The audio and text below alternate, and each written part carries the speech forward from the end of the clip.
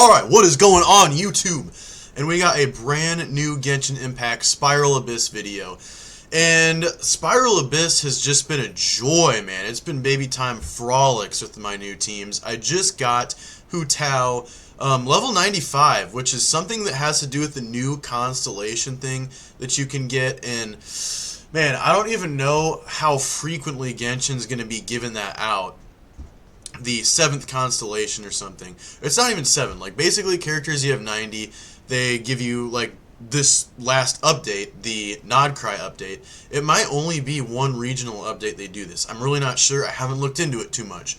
But a character you have level 90, a 5-star, you have a chance to get an extra constellation just by getting on the game 5 days a week. And after, I think it is 8 weeks, I think it was for me, you get that constellation. So technically, Hu Tao is C7 now, and once you get that 7th constellation, you can get him to level 95 instead of level 90. But anyway, Hu Tao is our Hu Tao team is strapped right now, and it is the perfect team to take on the first half of the Spiral Abyss. This Spiral Abyss, you're probably going to want Hydro for your first half of some kind. You want some Hydro hitters on your team, and then probably some Dendro, because you need to kind of bloom or hyper bloom, one of the two, or Burgeon or something along those lines in order to take down the second crab. But you want a little bit of Hydro kind of for the first mini crab. You don't need it, but then you definitely want some Hydro when you go against the Pegasus boss that is the first half of the second chamber. And for me, what that looked like is a Hu Tao Burgeon team. And sometimes I would just switch to Bloom with Jinkyu and Yelan and Nahida. Nahida. Quick little coffee break. As the weather gets a little colder, that coffee tastes even better. And then second half, I just did pretty much the best team to ever do it.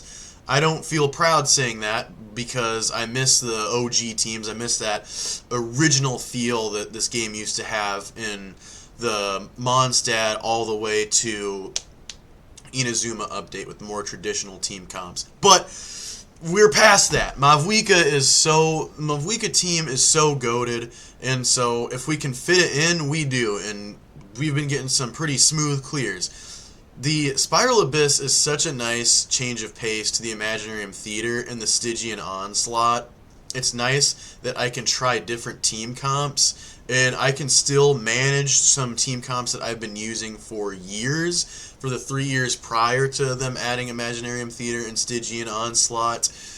And on top of that, I really feel, well, Stygian Onslaught gets some views, but I feel like Imaginarium Theater, nobody even wants to watch that because it's too long. So maybe I'll start streaming the Imaginarium Theater on this channel, and that'll be a nice compromise. And you can hear me lose my mind on the Imaginarium Theater. I did get an Imaginarium Theater Lunar Clear. I didn't get 10 stars or anything. I actually only got 1 star, but I did get the Lunar Clear.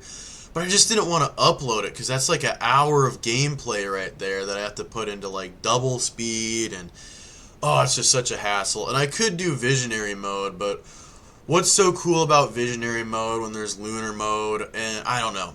And they don't get many views either. So if you're watching this video and you do want to see some Imaginarium Theater Lunar Clears, I'd be down. I'd post it in that case. But I just don't think that people want to see that. People want Spiral Abyss and Stygian Onslaught. Nice, short, familiar, and palatable. So I will say, for the second half of this Spiral Abyss, you're probably going to want to utilize a heavy-hitting Pyro for this particular boss right here, this big rabbit, the gluttonous Yumakakasor Mountain King. For him, you benefit greatly from using some Pyro, because when you light these balls on fire, they explode, do some damage, and cripple him. At least he falls on his big back, and you can do some increased damage. Something you'll see when I go through the build section of this video is that I did forget to switch Mavwika's weapon. I gave Mavwika's weapon to Razor during the last Imaginarium Theater. You can see Bennett's getting tossed like a salad.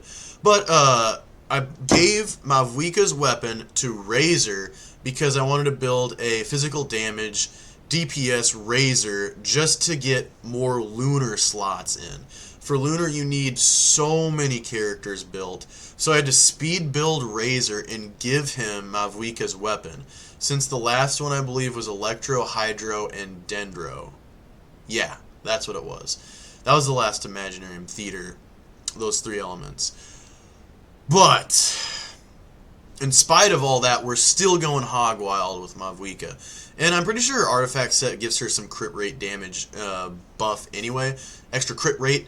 So it wasn't even that big of a deal.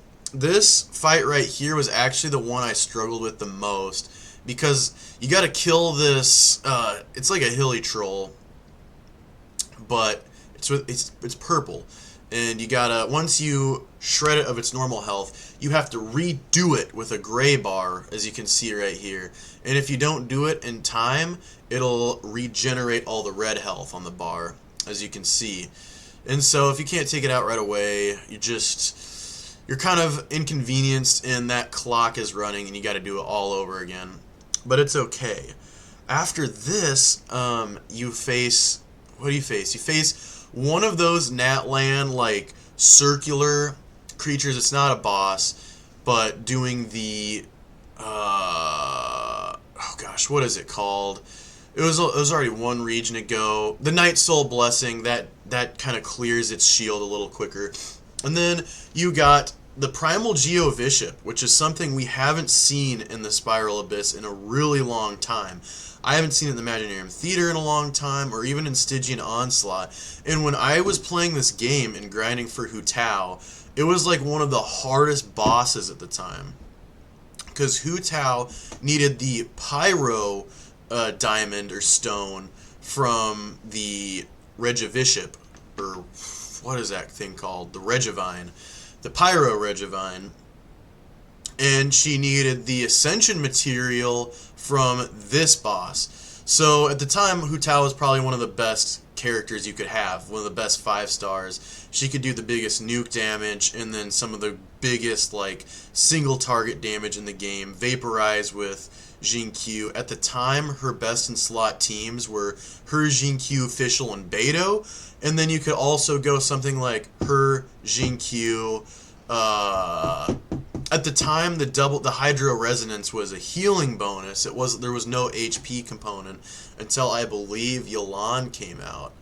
But anyway, you would also run her sometimes with Jin-Q, Sucrose, and Toma, or Zhongli or something like that. Or you'd go Zhongli and Albedo instead of Sucrose.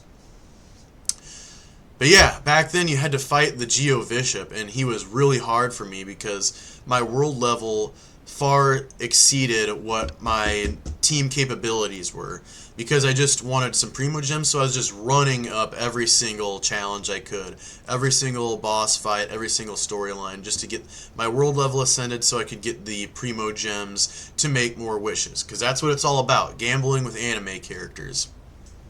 I was really happy to use Burgeon Hu Tao again. It's fun to splice up the Hu Tao team comps. You can see right here, the Mavuika crit rate is a little lower than it should be because we have the wrong weapon. We're supposed to have the Navia weapon.